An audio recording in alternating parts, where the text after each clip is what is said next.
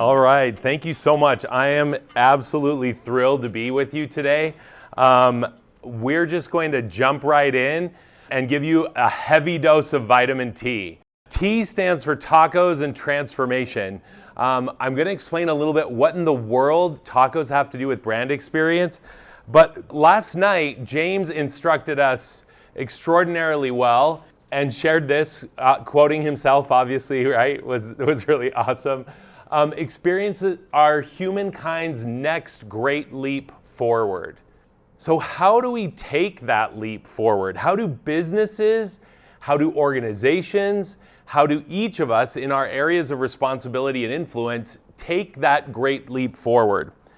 Well, I've found that sometimes, like Roald Dahl's shared, sometimes the greatest secrets are hidden in the most unlikely places. And for me, those unlikely places of humanized and elevated brand experience are eating tacos. Has anyone been to Mexico City here with me? Who's been to Mexico? Okay. All right. What about Mexico City? So if you know, those of you that just raised your hand, you know what the taco experience is like in Mexico City. I am obsessed with tacos my entire life. I've been on the quest for the search for the perfect taco. I have an Instagram account dedicated to this search. I sometimes wonder if there's a taco out there dreaming of me too. Let me tell you a little bit more about what this obsession has taught me and changed how I do business, changed my thoughts and perspectives on humanizing the brand experience. So I lived in LA for about 10 years. This is one of my favorite trucks in East LA. This is El Pecas. It's on right where, if you know LA, it's right where the 60 freeway and the 5 and the 10 like intersect at this spaghetti bowl, up above by where there's a car wash. So they're in the parking lot of the car wash. I hadn't been here in 6 months, which in and of itself is a tragedy. So I hadn't been there for that long. I walk up to this window right there, and Ernesto greets me. And he says, "Hey, Scott, how have you been for the past 6 months? Would you like your tacos al pastor the way you always like them? Extra crispy meat with extra pineapple?" And I'm like seeing some of your faces, you're like, what? Jaw drop, huh? How is this, how? In the second largest city in America, does he remember little old me, right? So I'm actually gonna ask you, there's like so much that we can dissect and dive into from these micro interactions. What stands out to you about that experience that I had in less than 30 seconds? What stands out to you? Personalization. He knew my name, right? Then personalization was the next level when what? He knew what I ordered 6 months ago. What else do we learn from this? Yes? He also knew that he would have been gone for 6 months. Yeah, the clock was ticking for him too, right? Like he was like, where has this guy been? What else can we learn from this experience? What does it teach us about the type of business they're running? I'm going to tell you that Ernesto's not the owner and not the boss. So what does that now tell you about El Pecas? Good leadership. Leadership? They're like recruiting people that want to create this type of experience. Operationally, what's going on? Ernesto just offered me something that's more difficult for his team to do. They got to leave the meat on a little bit longer. They got to get the extra pineapple out. But the team is okay with that. Why? Because this is all, and this is what I've learned and how the taco experience has changed my perspective about how all of these little micro interactions create an amazing, elevated, humanized brand experience. How do you think I felt in that moment? How would you feel? Important, right? You feel like a VIP. You're like, whoa, how in the world does he remember that about me? That's exactly what we're going for here. That's exactly why I use and elevate the taco experience as this unexpected masterclass for us to understand how to humanize a brand at every touch point. And it's oftentimes the most simple things that we do that create this relationship, that creates this interaction. So that we are now, as we talked about, moving from this consumer-based transactional economy where I give you something, and you give me money, and we're done. We call it. That's no longer the way that we work. Now it's relationship-based. It's interaction. Interaction, not transaction. And so that's what I've learned from this. And I know that this is like really torturous for you, if I'm in your seat, because we're right before lunch. I'm going to be talking about tacos for the next 45 minutes. I realize how challenging this is for you. So we have a special surprise that's going to be walking in the door any minute. All of you will get a taco. So don't worry about it. It's like Oprah, right? Tacos for everyone. Okay. And so I also run a gourmet churro business. We'll talk about that in a second. We have an at-home churro making kit. Someone is winning this right now. Check under your chair to see if you have my business card under your chair. Who likes to make churros? Who wants a, he's like literally lifting up. Yeah, look it's here. It's here. Who, you got it? All right, awesome. There you go, congratulations. Are you local?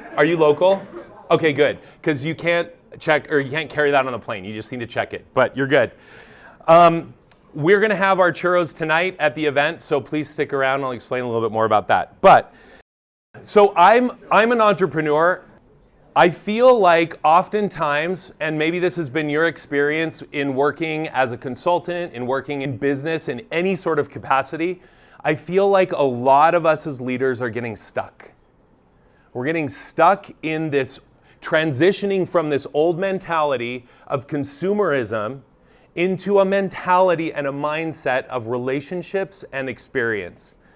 What's really interesting, fascinating study here, 71% of us will lose trust forever in a brand if we feel like the brand puts profits over people.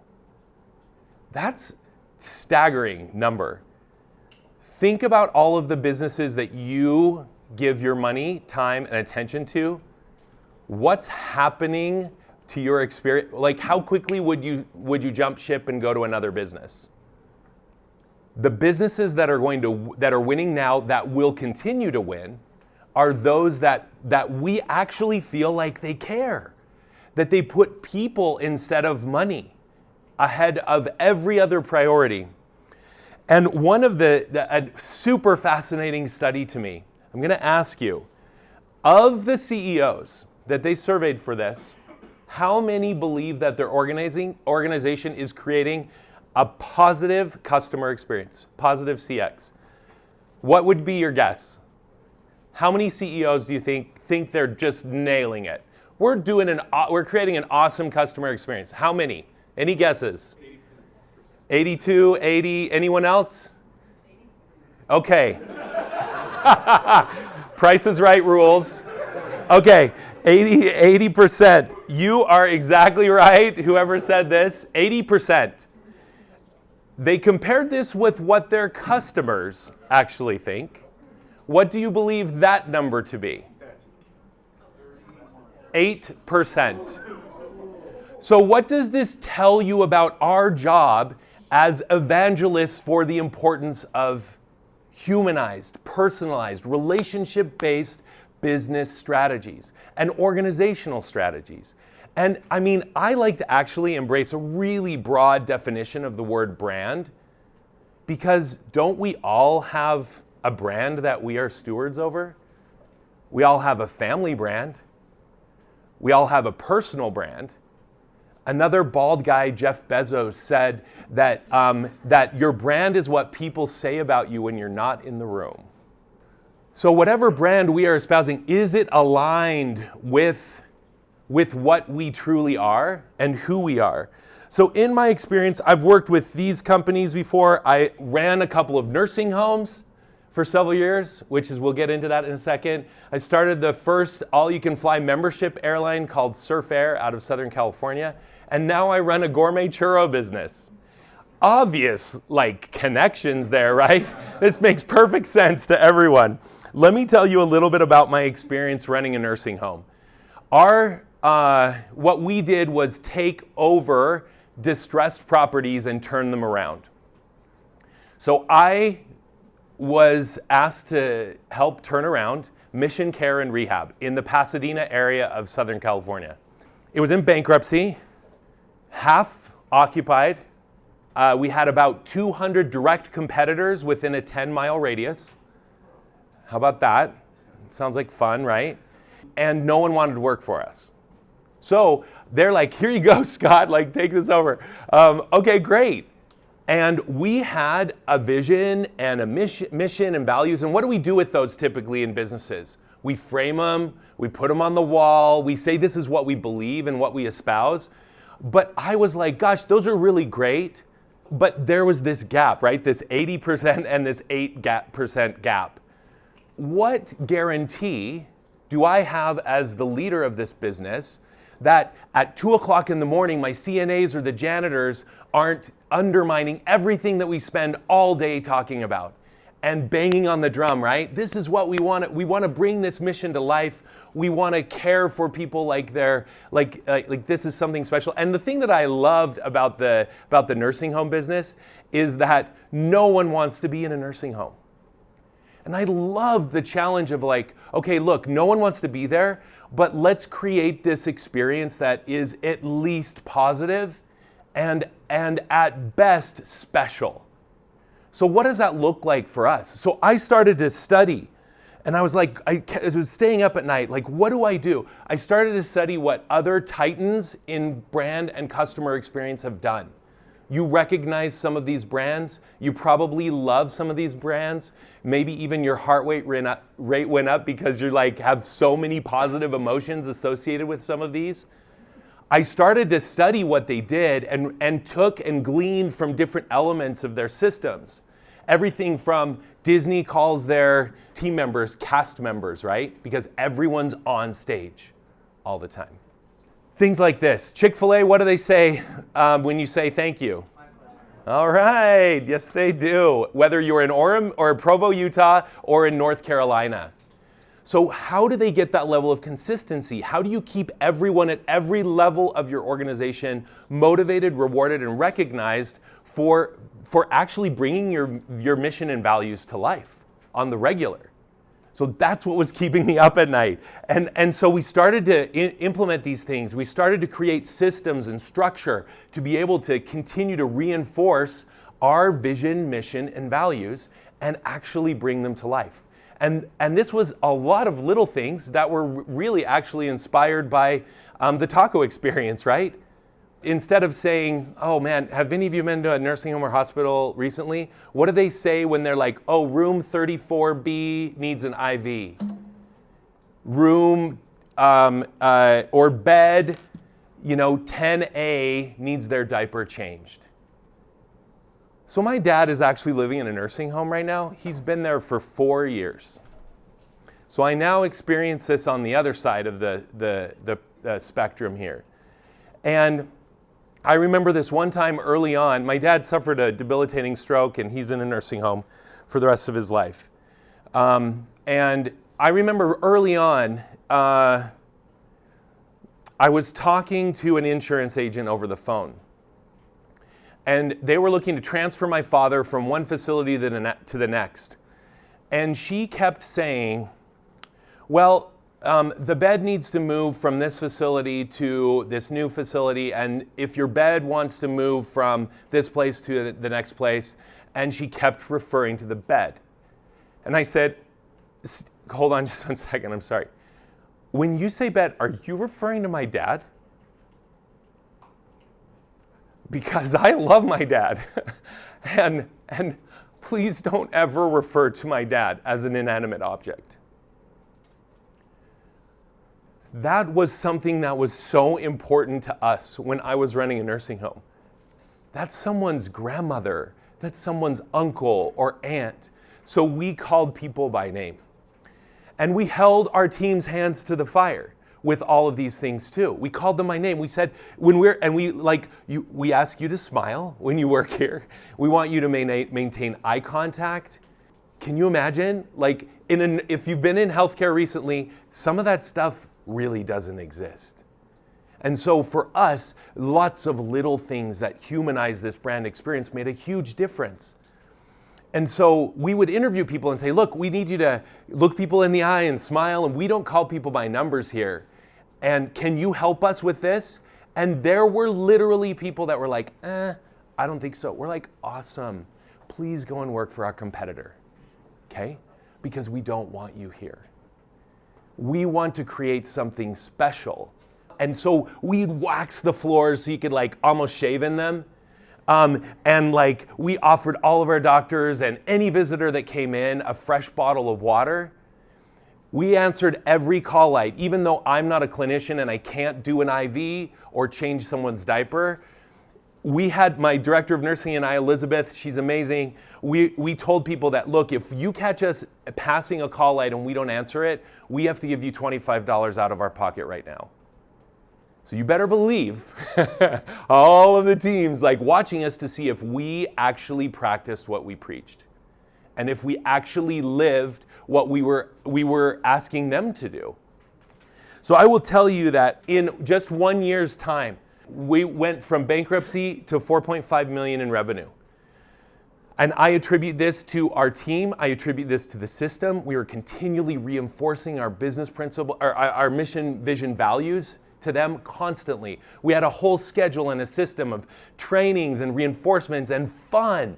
We had a lot of fun creating something special for our team members. We encouraged them. We gave everyone a blank check. We said, you have $25 to surprise and delight anyone at any time. Is that terrifying as a business owner? A little bit, yeah. Because you're saying, I'm trusting every single person on my team to use that money wisely. So we had people going to get crossword puzzle books for people, getting them a new blouse, all of these interesting things that really humanize them and let them know that we care. Because the reality is, like Simon Sinek said, people don't buy what you do, they buy why you do it. So as a business, this translates into what feelings are we evoking in and what, as you are helping your businesses and you're consulting with others and you're inspiring others, we buy based on how we feel. So what feelings are we creating for our teams? We talked about Chick-fil-A. Here's an amazing statistic. Chick-fil-A per store revenue, 4.1 million, which is better than all three of those per store revenues combined. And not only that, but Chick-fil-A has 1/7 of the time to do it in, because they're not open on Sundays. What does this tell you about the magic of what Chick-fil-A does? When you are at Chick-fil-A, it's different. You feel it, and it's a lot of little things. You see the manager out bussing tables. You may see a fresh flower on the tables. They say, "It's my pleasure." Something goes wrong, they replace it, no questions asked. All of these little things that let you know that they care. So I like to use, this is a model that I call the brand transformation model that essentially looks to humanize brands and to elevate and humanize those brands and to drive results and impact. Last night we talked about impact, right? This is the model, and I'm going to explain this a little bit more. So at the very heart of this model, in the center is the team experience, or what I like to call brand DNA. This is the heartbeat of your organization. This is the core. This is the foundation. What do we do with our heart? What happens if our heart's sick? The rest of us is sick. What happens if we nourish our heart with good, positive things? We thrive. The rest of our body thrives. The same is true with an organization. So first we focus on the brand DNA. What is the heart and core of your brand? What is your culture? And then after that's in place, we can now move to architecting a brand and customer experience. Have you set up a way for your team to bring that mission to life? So what does this look like? In business, everyone's always concerned with the ROI, right? Have any of you dealt with with business leaders that were like, oh my gosh, this experience stuff sounds really awesome, but how do we measure it? What's the ROI? What's the worth for my business of investing in, oh gosh, do I really want to give everyone a $25 blank check that they can spend on crossword puzzles? What about those fresh bottles of water? You know, those cost money. So that's what this is. First, brand DNA, your ROI that you can expect here. Companies with great cultures where everyone knows what they're all about, their why, their vision, their mission, what they're aiming for, outperform companies without great cultures 4-to-1 in revenue growth. So if you need some statistics to share with them, just throw this one down. Tell them 4 times revenue, right? And 4 times more highly engaged employees. Who does not want that? 33% higher revenue by creating a culture that attracts star talent. And what Deloitte found is 94% of executives believe a distinct workplace culture is important to their success. So that's like, wow, let's focus on culture, let's get our culture right, let's define and codify our why. What we're all about, our brand DNA, our heartbeat, where we're going, what is our vision, mission, values. Let's define that first. Once we have that set, then we move to brand experience. And what does this look like? How do you bring all of that really lofty vision and mission and values to life? You create a brand experience that's the whole reason why we're here for the next couple of days, is to know and to get really amazing ideas and to hear case studies about what other people have done to create this extraordinary elevated brand experience. So here's some ROI. Plug in your own numbers here, or if you're working with someone, it's like ask them, you know what, do you want 140% more? You want your customers to spend 140% more? Then let's create a positive brand experience. Customer-centric companies were 60% more profitable compared to the companies that were not. And then here's this statistic again from Bain. So what this boils down to is the questions that we as business owners, or as if you're consulting and working with business owners, and are these questions first on the left-hand side. Have you defined your brand's vision, mission, values? Your why? And this was the question that kept me up at night. Is my team empowered to bring that mission to life consistently? So that we get that, it's my pleasure in Provo and in North Carolina. I'm going to talk a little bit more about that.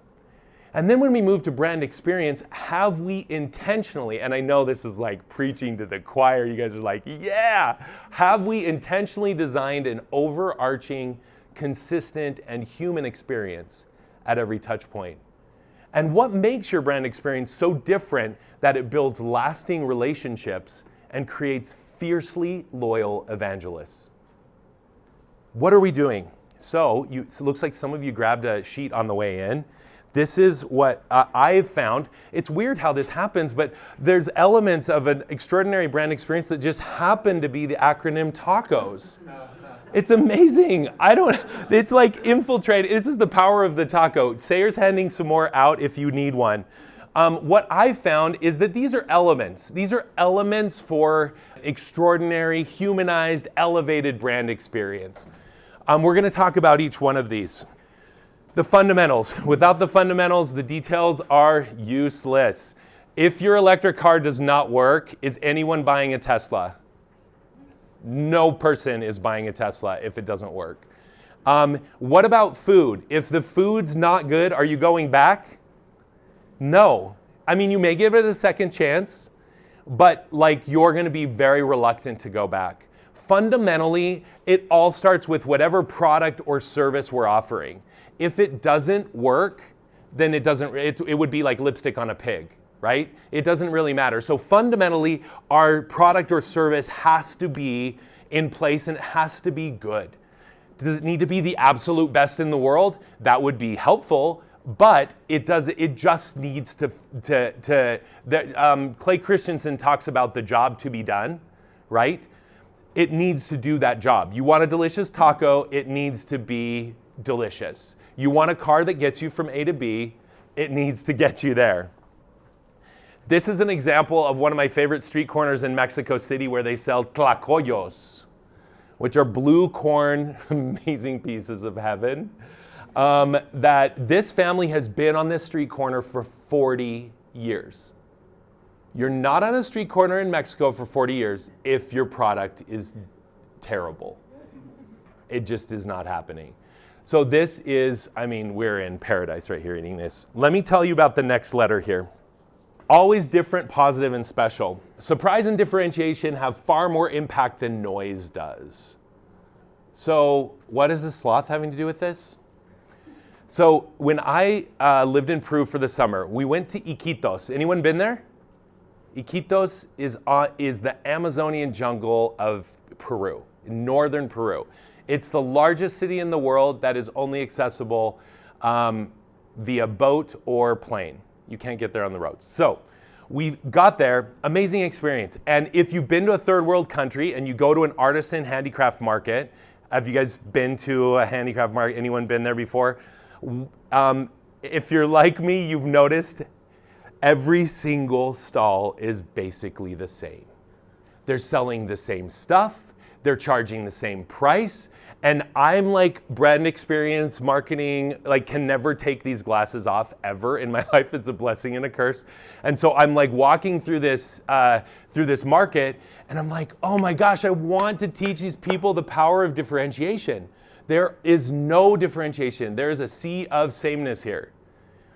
And just as I'm like grappling with this and I like see maybe half a block down, there's a huge crowd of people like pouring out of this kiosk. And I'm like, what in the world is going on over there? So I make my way down, and sure enough, everyone was either standing in line to take pictures with or holding the live sloth that they had in their store. How many times have you held a live sloth? Has anyone?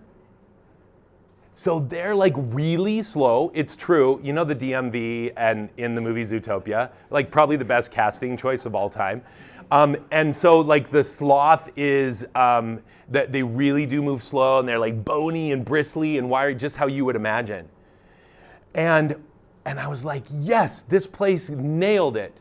Where do you think, who did the best that day out of all of the stores in the market, do you think? Why are you thinking that business did the best financially that day?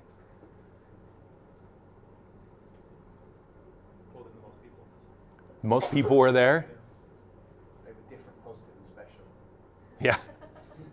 Thank you. Yes. It was different, positive, and special. What happens to us when I'm holding a sloth? What happens to me? I'm cool. What else? You want to hold on to that experience in some way. So Yes. It's a memory anchor. It's a memory anchor. What physically is going on inside my body? I'm excited. My heart, I'm like, oh my gosh, I've never done this before. Those endorphins raise, and I'm like, oh my gosh, this place, without me even processing through this, I'm thinking, this place is cool. I mean, I could buy my luchador mask here, or I could get it at this other store, but I'm here. I love this place. This place cares about me. I'm going to spend my money here because they know me. They know what I want. They know how to create this amazing experience. So I like to call this the sloth factor. So what, as business owners and consultants and thought leaders, are we doing to create a sloth factor in everything that we do? How are we creating something that's different and positive and special? There's a couple of ways that we can do this, but this is all about human-to-human interaction, which we're just starving for, even post-pandemic, right? We're just starving for this real human connection. Connections that are personal, meaningful, and memorable. What does this look like? Personal? What did Coke do several years ago? Did anyone look for your name on a Coke can? What about, did you ever think you're like, maybe my picture from my iPhone will be used as a billboard someday in Times Square? For us at San Diablo, let me read to you this feedback we got. Colin rocked it out of this world. He was friendly and made the party fun for everyone. He made a special churro for my son, the Rylan Delight. It was fantastic to have someone so interactive, and the churros were so unbelievably good. Everyone at the party loved them. The thing that I love the most about this is that we've never told all of our artisans when they go into a catering event, look, if you have an 8-year-old that's having a birthday, name a churro after that 8-year-old. But what we did tell our team is that we want everyone to feel like a VIP. We want to create an interaction and not a transaction. So they feel empowered to use their own creativity to make those interactions something special. So that was the Ryle and Delight. What about meaningful? Anyone have a Traeger grill? So Traeger understands what is meaningful to their customer. Traeger is this amazing smoked grill. They turn this traditional, like, you're going to get this box delivered on your doorstep on the left-hand side. You flip that box inside out, and guess what's printed on the inside of the box? The coolest box forever. Because this is important to their customers. How amazing is this? The thought. And not only that, but that's extra cost. How much? It's got to cost significantly more to print on both sides of cardboard. But that's how much their leadership and their company believes in creating something that's different, positive, and special. Memorable. Another local company, Cotopaxi. You all got a fanny pack, right? Cotopaxi created a Questival, which is this like massive service and humanitarian and adventure scavenger hunt for a 24-hour period where people use all of their products and they actually feel and live all of the values of that company. They experience it deeply. It is a shared experience that they all have together. Amazing. Let me tell you about consistent commitment. Hard work leads to success. Greatness will come. I told you about my experience at the nursing home. I want to tell you about Trader Joe's. Any Trader Joe's fans out there? Okay. Any people that don't know what Trader Joe's is? All right. Okay. Maybe don't live in America. Okay. It's close. We'll take you there. I promise you, it's going to be worth it. But for those of you that do know Trader Joe's, how many grocery stores do you pass between your house and Trader Joe's? 10? All of them. Oh my gosh, that's the best answer. I love it. Okay, so let me tell you about my experience at Trader Joe's recently. Trader Joe's, Salt Lake. I went in. I love their plantain chips. Okay? So I'm right by the plantain chip spot, and I noticed that there's like some of these coconut crispy things that look really delicious. And so I pick up the coconut crispy bag, and I'm studying it, and I'm like looking at the ingredients. I'm like, The guy stocking the shelf next to me says, hey, have you tried those before? I'm like, no. He's like, well, open them up and give them a try. Okay. I mean, don't mind if I do. And so I like open them up. I pop some of these in my mouth. I'm like, dang, these would be good on my Greek yogurt every morning. So I grab 2 bags and I go to take them up to the cashier to purchase them. On my way to the cashier, the manager crosses my path and he goes to talk to Alec. And he says, hey, Alec. He kind of whispers. He's like, hey, Alec, someone in the parking lot, one of our customers has a flat tire. Could you go help her change her flat tire?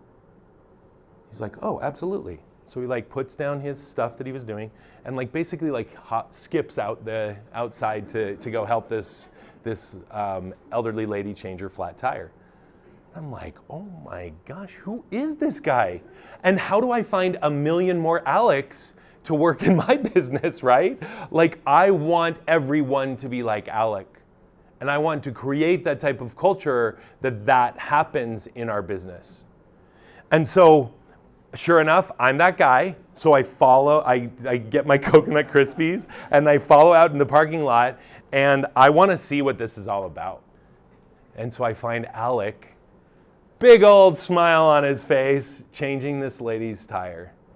And I said, Alec, what is this all about? I'm probably going to share your picture with lots of people someday. What is this all about? And he's like, oh, this is just what we do at Trader Joe's. This is just what we do. Wow, right? Imagine if we can create experiences that just happen so naturally and are like truly, truly grounded and core in interactions, in humanization, in caring. This is just what we do. So I'm like, okay, I'm a Trader Joe's fan for life, right? This didn't happen to me. No one changed my tire. But I know that they would if I did have a flat tire, right? So I'm sharing this in a setting like this one time. Emily comes up to me afterwards, and she's like, you're never going to believe what happened to me at Trader Joe's. I'm like, okay, try me. And she says, so my husband and I were at Trader Joe's. We were at the checkout thing. We went to get our stuff, and the cashier says, how was your day? What do we normally reply when someone asks us, especially a stranger? Fine, good, like, how was your day? Great. And she's like, and I thought, okay, well, I'm really going to tell him what happened today. So she said, well, actually, my husband and I bought a car. The cashier reached around behind them, grabbed a bouquet of flowers, fresh flowers, and said, congratulations. Gave them a bouquet of fresh flowers in that moment. Whoa. What does this tell you about Trader Joe's, right? What's going on behind the scenes? Don't you want to know? How do they create this type of environment where everyone at every level is empowered to create these beautiful experiences? So what happens at the end of this Trader Joe's experience with Emily? So, well, good thing she got a pedicure that day, but Emily took a picture of her Trader Joe's flowers. How many followers does Emily have? 25,000 followers. What does Trader Joe's normally have to pay for that type of advertising? One of the things that someone pointed out to me recently, Emily just spent $35,000 on a car. The day she bought a car, what did she post about? The flowers that she got for free. She didn't post about the $35,000 new car. She posted about the fact that someone cared about her and celebrated her humanity and her husband and just celebrated them. So many things that happen behind the scenes to get to that point with Trader Joe's. What systems, what training, what recruiting, what performance management is going on behind the scenes to reinforce this type of behavior. So this is like, whoa, next level. Like months later, I'm scrolling through my feed on Facebook and I see Trader Joe's and flowers. I'm like, oh my gosh, what's going on here? Heidi said, grateful for the kindness shown me by friends and family and strangers alike.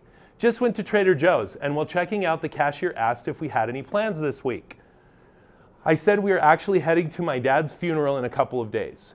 After I walked out of the store, a Trader Joe's employee ran up to me and handed me a bouquet of flowers and said that they were from the cashier who said that I had some bad news recently.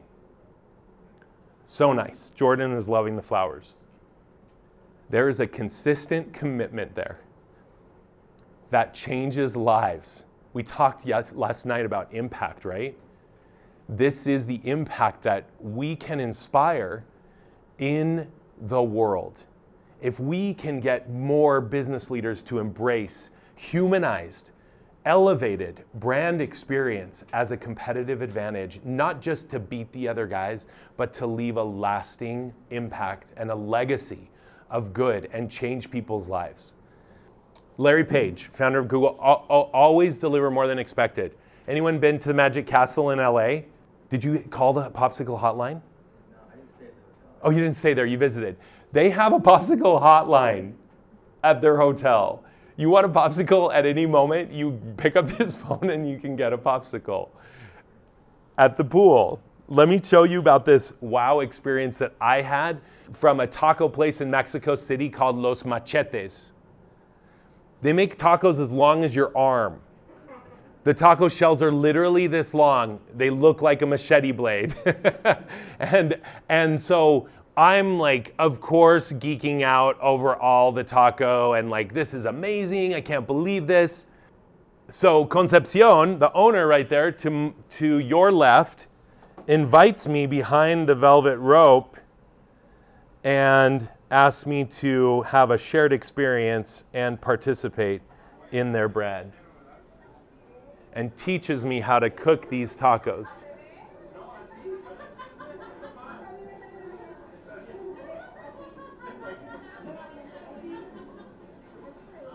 I was a disaster, obviously.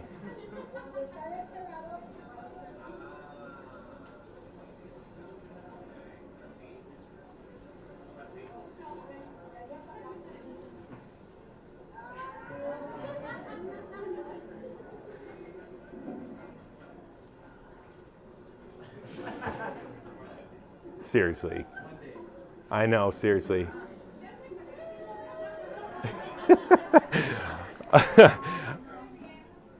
What does this make? Why is this a wow experience for me? Why do I share this with you? I love tacos. You gotta try something you've never done before. Wait, who's saying that? Where are you? Oh, yes. You've got to try Yeah. something you've never done before. Try something I've never done before, right? It's a story. It's a story. I've shared it with thousands, right? Yes. You created a meaningful human connection Yeah. with not just the tacos, but Yeah. with the people. Right. Exactly. But that's what it's all about. I mean, it's all about the taco, but it's really much deeper. It's about human connection. And we're like taking a family picture there, at the end. We feel this, we have this shared immersive experience where we're recognizing the humanity in each of us. It's like, oh, you love tacos? Well, get on back here. I'll show you how to, you want to figure out how to do this? They didn't care that I messed up and threw the meat all over the grill. And they're like laughing with me. We're having fun. An experience I'll always remember. This was a wow. The last thing, systems and structure. If you've been to Quick Quack Car Wash, what do they always give you when you get your car washed? They check you in and they give you a dash wipe. The other day they ran out of dash wipes and I was like beside myself. I'm like, I don't even know what to do. Like, you don't have a dash wipe for me? It's okay. I'll live, because I probably had 5 stocked in my thing. If you want better results, forget about the goals. Focus on your system instead. James Clear said this from Atomic Habits. Has anyone read that? It's about the process. What systems do we have in place in our personal life, with our business, with our organizations, to have this, to create this structure? So we can't just say, okay, everyone, like, create an awesome experience. We have to provide tools for people. We have to say, okay, this is the expectation. When someone checks in, you give them a dash wipe and you greet them with a smile. Like, all of those things are explained. One of my, I wish you guys could go. Can we please go someday? Tetitlan on the far left. It's incredible in Mexico City. So aside from the food being like fire, this is, you eat in the old stable of this famous architect in Mexico, Luis Barragan. You eat in his stable, and they've converted it into this remarkable restaurant. Luis Barragan did something every single day, and they share a little bit of that history with you. On every plate, whenever you sit down, there are 2 colorines, which are little red beans, and they're for good luck. Normally, people just keep 1 in their pocket. Luis Barragan really wanted good luck, so he always kept 2. So they give a nod to that, like, richness, history, that, like, all of a sudden you're part of that shared experience, and you're putting those colorines in your pocket too the rest of the day. I want some good luck. And of course you're like in heaven because the food's insane. Chick-fil-A we've already talked about. It's my pleasure. Those are systems and structure that you put in place. Really, this is all about how do we take something ordinary and make it extraordinary. It's all about elevating our brand experience. And as you look at this experience, Brigham brand experience assessment is designed for a quick review, a quick gut experience. You can take this to the next restaurant you go to. You can take this and analyze this conference. You could take this and analyze your own business, very quickly get some ways that you can, and tools and ideas that you have to improve every one of those elements. I also have a podcast and video series called Taco Incidents, where I take CEOs to tacos and we talk about their brand experience, what they've done to create an extraordinary core culture, and then how they then have translated that into an elevated brand experience. And I also take executives on taco tours where we unlock the power of the taco in Mexico City. I want to share with you in conclusion just one of my favorite taco places in Tijuana. This is just across the border from San Diego, Taco Miendo, right in front of the bullfighting ring. And I love these tacos so much. Do you see the beans on there and the guac and handmade tortillas? Oh my gosh, amazing. So I got these tacos. I had my first round, and if you've been to a true taco experience, you just order. It's free flow order. It's like, you start. You're like, they always say para empezar. Like, I'm gonna get 2 to start with, and then if I feel more, I'll order more. So that was the case that time. So I ordered about 2 or 3 tacos. They were amazing. And I asked Roberto, I said, hey, can I get 2 more, please? Can you please make them exactly the way you did before? They were perfect. And he said, no. I'm like, oh, no, don't do this to me. And he said, I'm going to make them even better. And that's what this is about. That's what this weekend is about. That's what this conference is about. If you are drawn to this, that's what our mission together is to make brand and customer experiences even better at every level, with every individual, because the impact, the personal impact and the global impact that we can have is outstanding.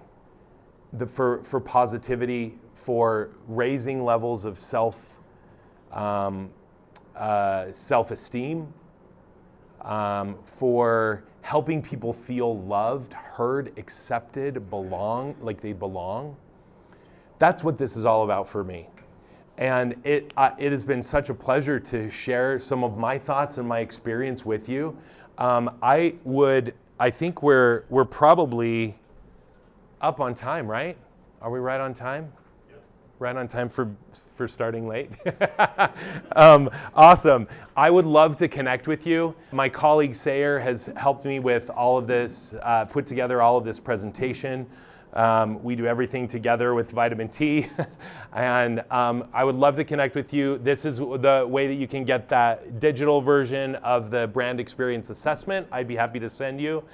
Please connect with me on LinkedIn, and I'd love to stick around and answer any questions. I'll be here throughout the rest of the conference.